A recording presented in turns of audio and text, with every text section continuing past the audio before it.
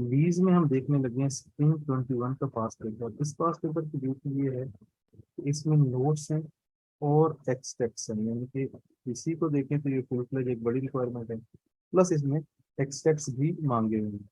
ये है हमारे पास सवाल। इसकी रिक्वायरमेंट पढ़ना शुरू करते हैं। ये required prepare relevant extracts from DL statement. DL यानी कि डीएल की बुक्स में हमने एक्सट्रैक्ट्स बनाने हैं। Profit and loss and financial position, ठीक है। 31 दिसंबर 2020 के, 31/12/2020 के लिए। ओके, रिक्वायरमेंट भी है, वो कहते हैं कि using the information given in part A. Part A है हमारे पास। Okay, prepare notes for inclusion in the statement of financial position of LLL for 31 December 2020। यानी कि हमारे पास ये कंपनी है, इसके नोट्स बनाने हैं, और ये भी 31 दिसंबर 2020 के लिए। एक हमारे पास डीएल कंपनी है, एक हमारे पास ट्रिपल एल कंपनी है। डीएल कंपनी में एक्सेक्ट बनाने हैं और ट्रिपल एल में हमने बनाने हैं नोट्स। तो हमने रिक्वायरमेंट पढ़ ली, हमें आइडिया हो गया कि हमने करना क्या है। पढ़ना स्टार्ट करते हैं। 1 जनवरी 2020 को DL acquired a machine on lease from triple L. किसने एक्वायर किया, इसका मतलब ये लस्सी है। डीएल क्या है जी? लस्सी। और ये क्या है? लस्सी। फॉर 3 इयर्स हमारे पास जो पहली चीज आ गई वो क्या है? टाइम आ गया।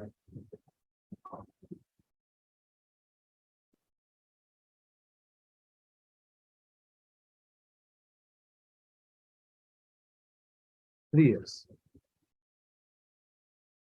The first annual installment amounting to 35 million and was paid on 1 जनवरी 2020। 1 जनवरी 2020, और पहली इंस्टॉलमेंट भी 1 जनवरी 2020। And all subsequent annual installments are payable on 1 January subject to increase of 10%। इसका मतलब है जो इंस्टॉलमेंट है, जो इंस्टॉलमेंट है वो है 35। देख लेते हैं क्या है ये मिलियंस में। 35 मिलियन है। इसको हम कर लेते हैं rupees and million. Number one, ये एडवांस में है। नंबर टू, 10% इंक्रीज है एवरी ईयर। ओके, आगे चलते हैं।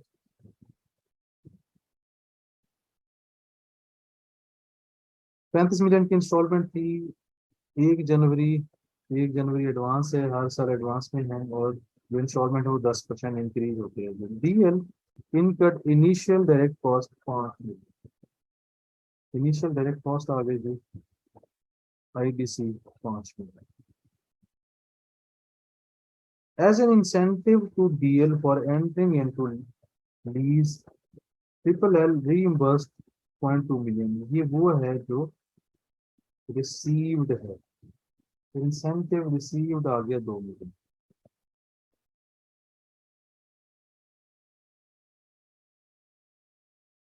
Incentive received 2 million. Triple L has incorporate an implicit rate of 11% per annum. इसने जो रेट यूज किया है वो 11% है, which is not known to be. जब लेसी को इंटरेस्ट इम्प्लिसिट रेट ना पता हो तो इसने फिर कौन सा रेट यूज करना होता है? इसने रेट यूज करना होता है इंक्रीमेंटल बोरिंग रेट, जो कि ये नीचे लिखा हुआ है।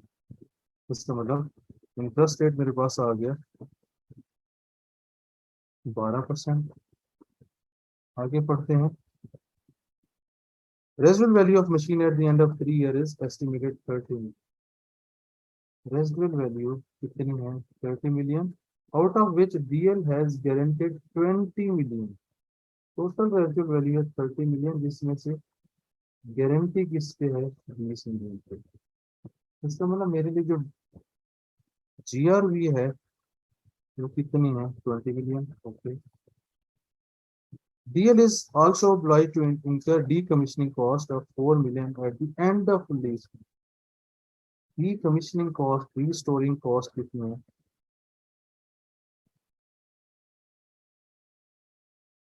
4 मिलियन।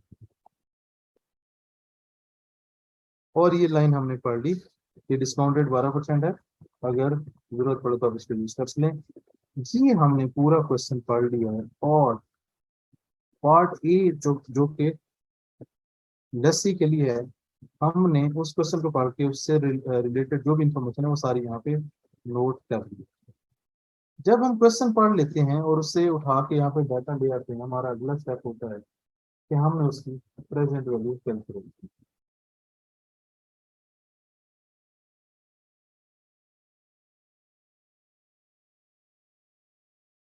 प्रेजेंट वैल्यू का हमारे पास फॉर्मूला है, एडवांस या डाउन पेमेंट प्लस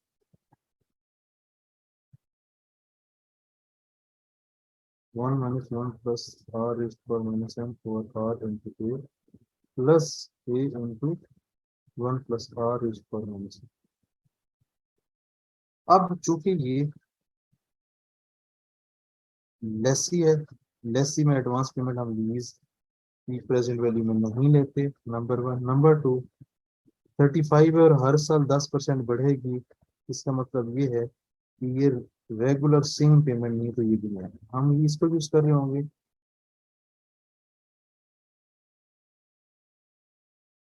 सबसे पहले क्या रेट है अभी? 12% माइनस n - 1 आएगा, जो कि है 3 - 3, प्लस फिर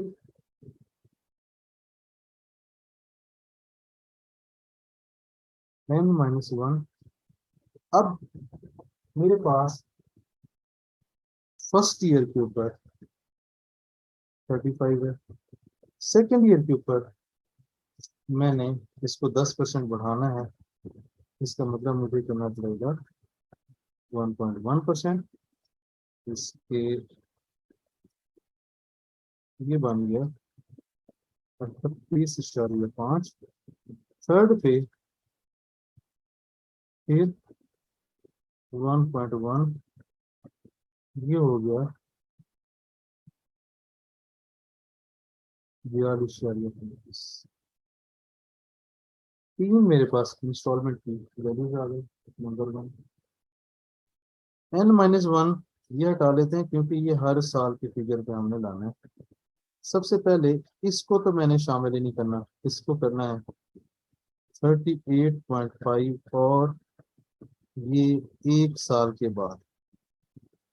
अब n - 1 जो मैंने लिखा वो क्या था, इस केस में अगर हमारे पास रेगुलर हो और एडवांस हो तो पहली तो स्टार्ट पे आ जाती है, तो n को हम n - 1 इसलिए करते हैं तो भाई पहले इंस्टॉलमेंट मैंने ले ली है, बाकी मैंने अब दो की प्रेजेंट वैल्यू लेनी। यहाँ पे क्योंकि ये फार्मूला नहीं लग रहा, तो ये जब लगेगा यूनिक फिगर पे, यूनिक फिगर का मतलब होता है कि जो फिगर जिस साल मिलनी है उसको उस साल से उठा के लें। अब ये मुझे एक साल के बाद मिलनी है यहाँ पे, ये मुझे कब मिलनी है? ये मुझे मिलनी है 2 साल के लिए। कितनी? 42.3। एक और फिगर भी थी, गारंटेड रेजिडुअल वैल्यू,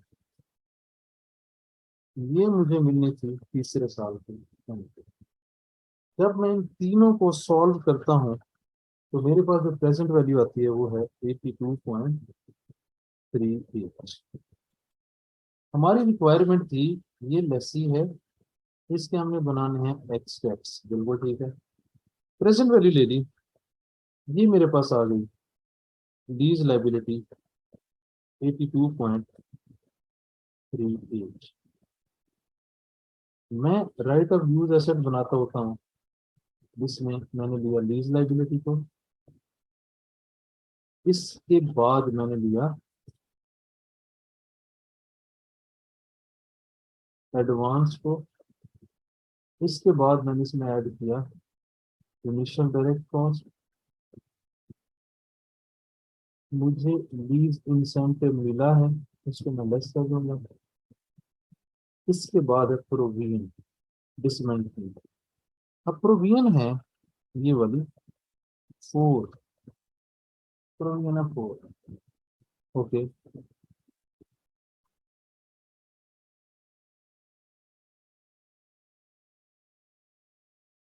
ये लीज के एंड पे होनी है। ओके, लीज के एंड पे होना बिल्कुल ठीक है। और लीज 3 साल है, तीसरे साल के एंड पे, इसका मतलब 3 साल पूरे।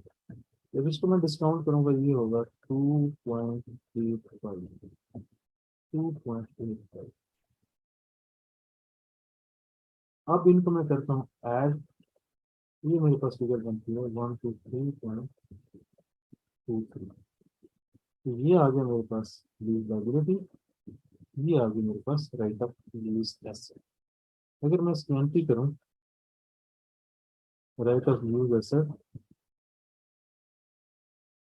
123.23, लीज लाइबिलिटी आ गया मेरे पास 82.38। अब इन तीनों को ऐड करके एडवांस, इनिशियल डायरेक्ट कॉस्ट, ये लीज इंसेंटिव 40 - 2 38, प्रोविजन 2.85। ये मेरे पास इनिशियल एंट्री है। मैंने ये सिखाया था कि इनिशियल एंट्री हमारी डिफरेंट होगी, प्रेजेंट वैल्यू सेम होगी, इनिशियल एंट्री सब में डिफरेंट होगी। देन हम स्केड्यूल पे जाएंगे, स्केड्यूल, प्रेजेंट वैल्यू और एक्सट्रा, ये तीन चीजें हमारी सेम है, एंट्री भी हमारी सेम है। सर प्रोविजन क्यों की है? प्रोविजन को हम स्ट्रेट अवे ऐड नहीं कर सकते, इसके लिए हमें इसकी प्रेजेंट वैल्यू होनी पड़ती है जो हमने निकाली। अब चूंकि हमारे पास प्रेजेंट वैल्यू आ गई है, अब हम चलते हैं आगे। ये मेरे पास स्केड्यूल का फॉर्मेट है। एक एक 20 पे मेरे पास जो फिगर है वो कितनी है वो लिख लेते हैं, 82.38। अगले साल 1 साल, 2 साल, 3 साल और GRV साल के अंत पर, 82.38, रेट मल्टीप्लाई करूंगा, इंटरेस्ट आएगा 9.89, इंस्टॉलमेंट। अब मैं एक एक 21 पे हूँ, चूंकि ये लस्सी है, एक एक 20 पे ही मैं एक लाइन लिखता, फिर एक एक 20 पे दूसरी लाइन बनाता, तो पहले इंस्टॉलमेंट माइनस करता। लस्सी में चूंकि मैंने वो एडवांस ऐड ही नहीं किया, इसीलिए वो इसमें शामिल नहीं है, इसीलिए वो इंस्टॉलमेंट में भी नहीं आ रहा होगा। मेरी सेकंड इंस्टॉलमेंट थी 38.5, इसमें से इसको माइनस करूँ तो ये मेरे पास हो गया जी 28.61। Opening plus interest minus installment is equal to 53.7। ये अगले साल पे आ जाएगा। इसके जब मैं 12% लगाऊंगा, 6.45, 42.35, इसमें से इंटरेस्ट को निकालूंगा, प्रिंसिपल आ जाएगा 35.9। Opening plus interest minus installment is equal to 17.87।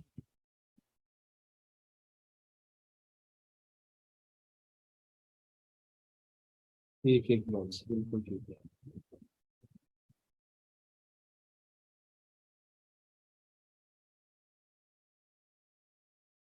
यार, ये लिख लेते हैं।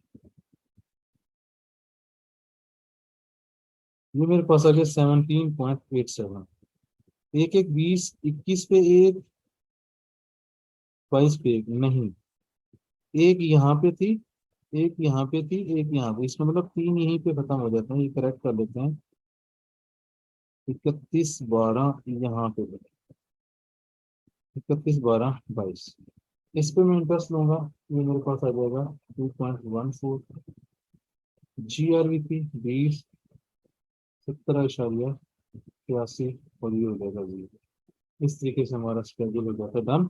ये देख लें कि एक एक 20 पे मेरी पहली इंस्टॉलमेंट थी, दूसरी एक एक 21 पे थी, तीसरी एक एक 22 पे थी। अब GRV क्योंकि लीज टर्म के एंड पे है, वो 22 है, तो 31/12/22 पे ये मेरी चौथी लाइन भी आ जाएगी। तो 1 2 3 4 और एंड पे हमारा जो स्केड्यूल का आंसर है वो 0 आ गया। ये हमारी प्रेजेंट वैल्यू थी। प्रेजेंट वैल्यू को यूज करके हमने बना लिया है स्केड्यूल और उसका आंसर आ गया है 0। अब हम वापस आते हैं क्वेश्चन के ऊपर। क्या था यहाँ पे, एक्सट्रैक्ट्स बनाने थे और मुझे पता है कि स्केड्यूल से मैं एक्सट्रैक्ट्स बना सकता हूँ। स्केड्यूल से मैं एंट्री करता हूँ, स्केड्यूल से ही मैं एक्सट्रैक्ट्स बनाता हूँ। प्रेजेंट वैल्यू स्केड्यूल का सब यहाँ पे फॉलो हो गया, एक्सट्रैक्ट का भी फॉलो हो जाएगा। एंट्री वो यहाँ पे मांगी नहीं है तो उसको बनाने की जरूरत नहीं है। अब इससे हम एक्सट्रैक्ट्स बनाएंगे तो हमारा ये पार्ट कंप्लीट हो जाएगा। स्केड्यूल पे चलते हैं। उसने कौन से साल पे मांगे थे? 31 12 20 पे। ओके, आ जाते हैं जी, स्केड्यूल पे आ जाते हैं। 31 12 20, ये मुझे यहाँ पे 20 नजर आ रहा है। इसका यहाँ पे मैं कलर कर लेता हूँ चेंज, ताकि सेग्रीगेशन हो जाए। ये 20 नजर आ रहा है, उसके नीचे मैं लगा देता हूँ नंबर 1। नंबर 2, एडवांस के केस में मुझे पता है जो P&L वाली फिगर है वो लाइन के नीचे होती है। This is for P&L।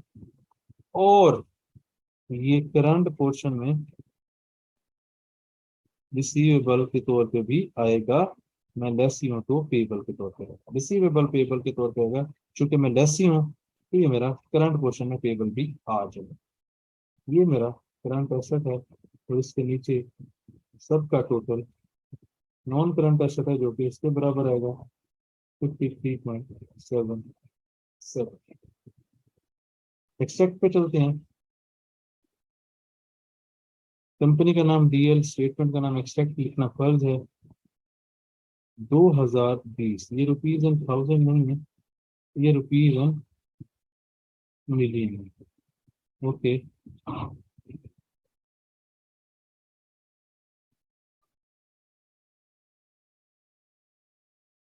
मेरा चूंकि,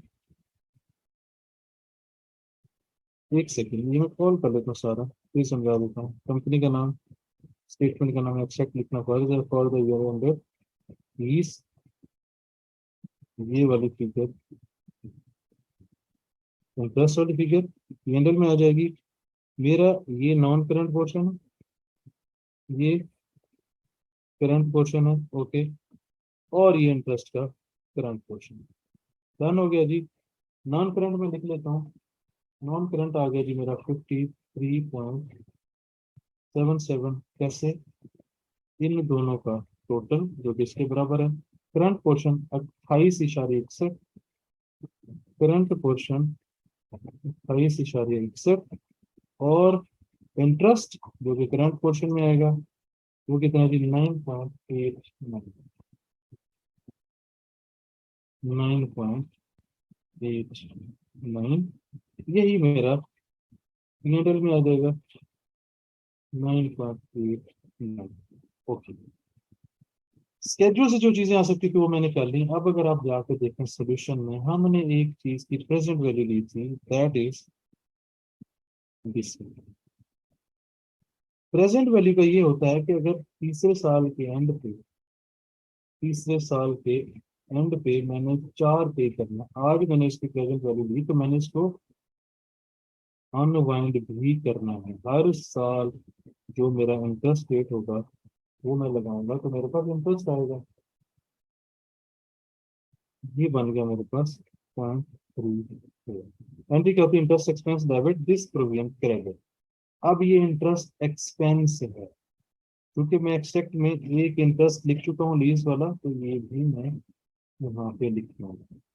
देखिए GX आ गई यहाँ पे नंबर 1। नंबर 2, ये मेरा राइट ऑफ यूज एसेट 123.23 का बन गया। तो मैंने इसके ऊपर डेप्रिसिएशन की चार्ज करनी है 123.23। मेरे पास जो लीज टर्म है वो है 300।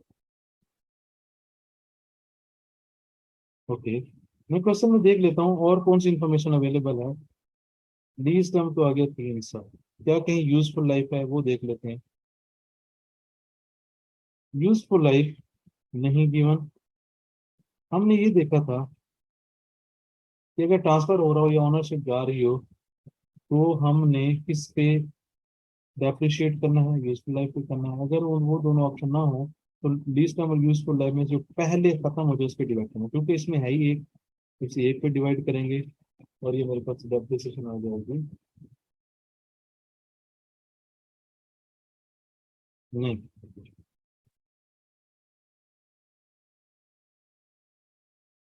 यहाँ पे एक चीज मैंने और भी बताई थी कि अगर रेजिडुअल वैल्यू हो तो पहले उसको माइनस करेंगे फिर लाइफ पे डिवाइड करेंगे। यहाँ पे रेजिडुअल वैल्यू भी है। अब मेरे पास डेप्रिसिएशन आ गई 34.41। तो यहाँ पे प्रोविजन वाला पॉइंट है, बहुत अच्छा। उसके बाद उसके ऊपर इंटरेस्ट वाला पॉइंट है, डेप्रिसिएशन पे पॉइंट है, ये लाइफ का पॉइंट है। डेप्रिसिएशन में गारंटेड रेजिडुअल वैल्यू का पॉइंट है। अब मेरे पास ये डेप्रिसिएशन आ गई 34.41। मैं डेप्रिसिएशन लिखूंगा 34.41। अब यहाँ पे जो मेरा एसेट है 34.41, 123.23।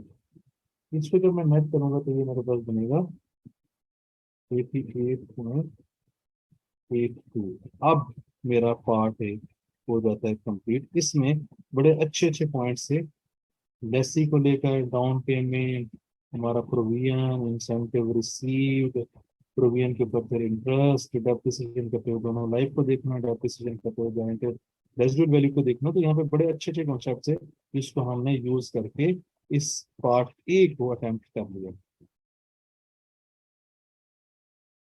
अब वापस आते हैं सवाल पे, देखते हैं रिक्वायरमेंट बी में। उसने कहा था कि जो पार्ट ए में डाटा है उसी को यूज करें, और ट्रिपल एल के लिए आपने क्या करने हैं, नोट्स बनाने।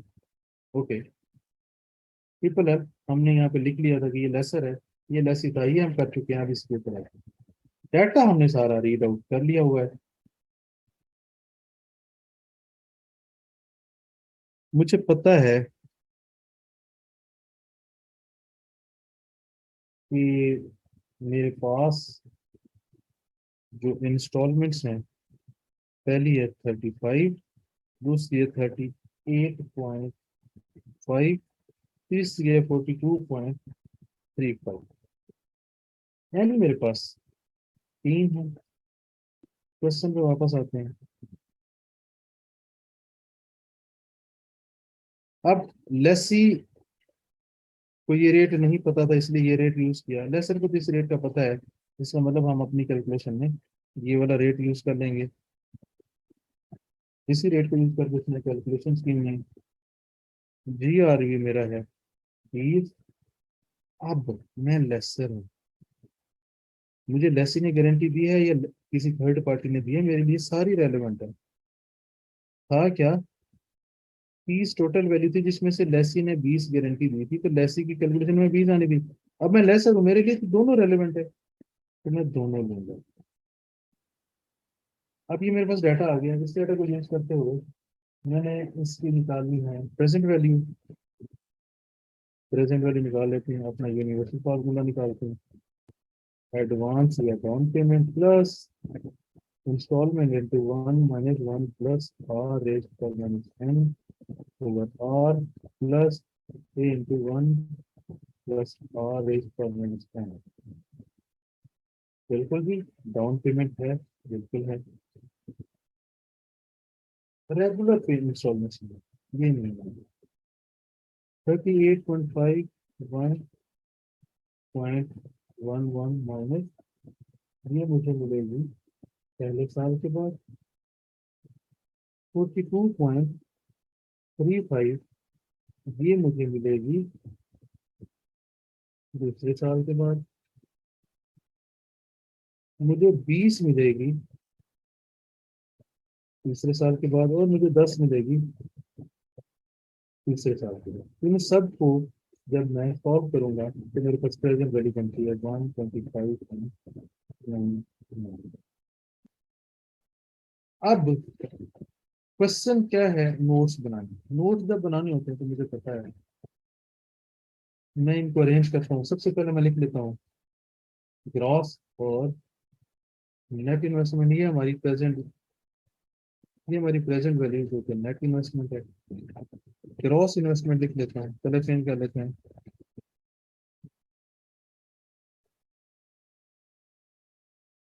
एम एल पीज मेरे पास कितनी है, क्योंकि ग्रॉस इन्वेस्टमेंट है M L Ps plus UGR. M L Ps है मेरे पास 35, 38.5, 42.5 और गारंटेड प्रेजेंट जमा 10।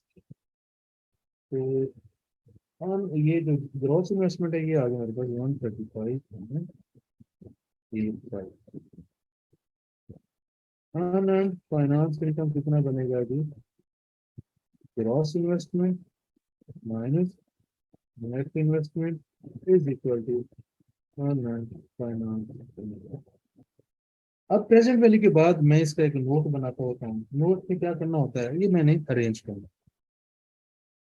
टोटल रिसीवेबल एट स्टार्ट, ये जो मैं वर्किंग करता हूँ इसको मैं कहता हूँ एट स्टार्ट। टोटल मेरा रिसीवेबल है एम एल पी, और इसमें मैं कर देता हूँ एड यूजीआरवी। तो ये हो गया ग्रॉस इन्वेस्टमेंट, यूजीआरवी है 10, 125.85, 135.8। इसमें less unearned finance income, net investment. इसको मैं शॉर्ट तरीका भी बता देता हूँ। प्रेजेंट वैल्यू कितनी है ये भी, 125.85। आप इस फिगर को लिख लें, आप इस फिगर को लिख लें। ये मेरे पास ग्रॉस इन्वेस्टमेंट है, ये मैंने लिख ली। नेट इन्वेस्टमेंट है, ये लिख ली। ये अनअर्न्ड लिख ली। ये मेरे पास अनगारंटेड लिख ली, तो ये बैलेंस आ जाएगी। यानी कि आप इस फिगर को लिखेंगे तो मैं बैलेंसिंग निकाल सकते हैं। लेट्स से कि मेरे पास ये नेट इन्वेस्टमेंट है, ग्रॉस है, तो इसमें से अनअर्न्ड डिफरेंस आ जाएगा। अभी मेरे पास ग्रॉस इन्वेस्टमेंट है और अनगारंटेड है, तो ये बैलेंस फिगर आ जाएगा। चलें, ये मैंने अरेंज कर लिया नोट के लिए।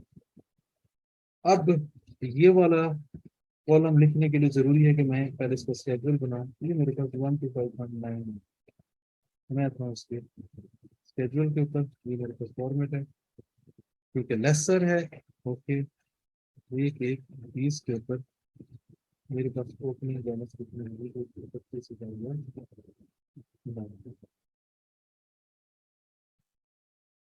एक एक 20 पे ही मैंने 35 की इंस्टॉलमेंट दी, सारे के सारे पेमेंट्स चला जाएगा 90.9। एक एक 21 पे 90.99, इसके ऊपर रेट 11% मल्टीप्लाई करेंगे तो इंटरेस्ट आ जाएगा ये 38.5। प्रिंसिपल मेरे पास आ जाएगा 28,49 opening plus interest minus installment is equal to 62.5। एक एक प्राइस पे 62.5, इस पे मैं रेट लगाऊंगा 11%, 6.88, 42.35। प्रिंसिपल आ जाएगा 35,47, opening plus interest minus installment is equal to 27.03। अब इस साल के एंड पे आ जाएंगे गारंटेड वैल्यूज के लिए, अनगारंटेड वैल्यूज के लिए। इंटरेस्ट आ गया मेरे पास 97, 20 भी आना है, 10 भी आना है। प्रिंसिपल आ जाएगा 27.03 और ये हो जाएगा चलो हमारा स्केड्यूल होता है। ये भी हमारा एक नोट है। सोल्यूशन में जो हम रिकंसिल कर रहे हैं ये भी हमारा एक नोट है। अब क्योंकि हमने स्केड्यूल बना लिया, अब हम इस रिकंसिलेशन को भी क्लोज कर सकते हैं। ये हमारे पास है। अब हम जाके देखते हैं हमारी रिक्वायरमेंट क्या थी। 31/12/20 पे हमने नोट्स बनाए। ओके, 31/12/20 पे हमने नोट्स बनाए। 20 पे, 20 नीचे तक है यहाँ तक। 20 तक हमने क्या क्या ले लिया हुआ है वो देख लेते हैं। 20 तक हमने सिर्फ ये लिया। ओके, इसका मतलब है मैंने एक इंस्टॉलमेंट क्लियर किया, दो पे फिगर आ जाएगी 9,285, 10 एडिटिव आ जाएगी 100.85। इसमें से अभी मैंने कुछ नहीं लिया, तो ये आ गया 90.9। अगर आप देखें स्केड्यूल में भी 90.9, ये वाला टोटल आपका इसके बराबर होगा, इसका मतलब सवाल हो गया। तो हम स्केड्यूल वाला नोट भी बना चुके हैं, हम रिकंसिलेशन भी बना चुके हैं। वापस चलते हैं क्वेश्चन पे। अब चूंकि मैं स्केड्यूल बना चुका हूँ, मैं रिकंसिलेशन बना चुका हूँ, अब मैंने स्टार्ट करना है कुछ अहम इंफॉर्मेशन।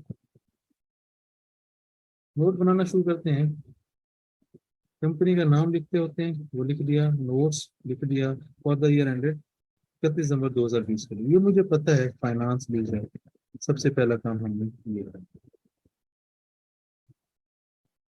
जो लीज की कैटेगरी होगी वो लिख देंगे, नंबर 1।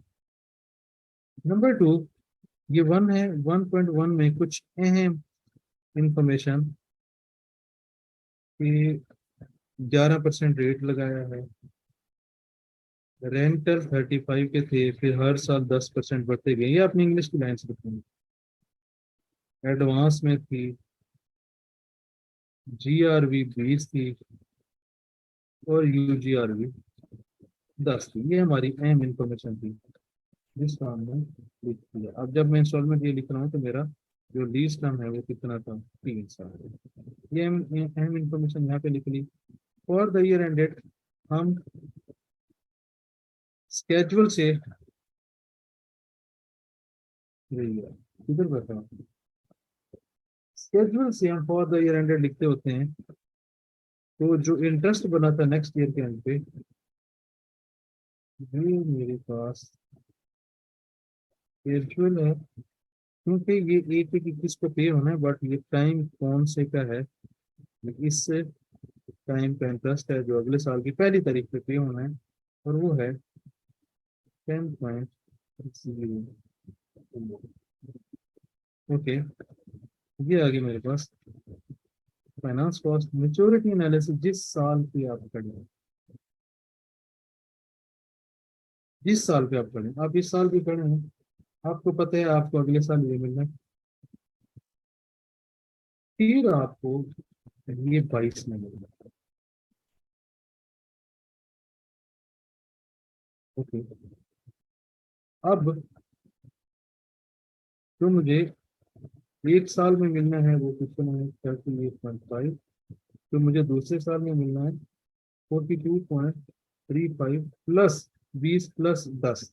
अब ये 10 लेसी से नहीं मिलना, तो ये यहाँ पे तो नहीं आएगा, ये दो फिगर से। इस तरीके से हमारा मेच्योरिटी एनालिसिस हो जाता है कंप्लीट। हम नोट्स की अगर बात करें, हमने रिकंसिलिएशन बनाई, हमने स्केड्यूल बनाया, हमने ये टाइटल दिया, हमने लीज का नाम दिया, हमने अहम इंफॉर्मेशन लिखी, हमने फॉर द ईयर में फाइनेंस कॉस्ट लिखी, हमने मेच्योरिटी एनालिसिस बनाया। इस तरीके से हमारे नोट्स कंप्लीट हो जाते हैं। नोट्स कंप्लीट होने के साथ पार्ट भी कंप्लीट हो जाता है, और पार्ट भी कंप्लीट होने के साथ ये पूरे का पूरा सवाल खत्म हो जाता है।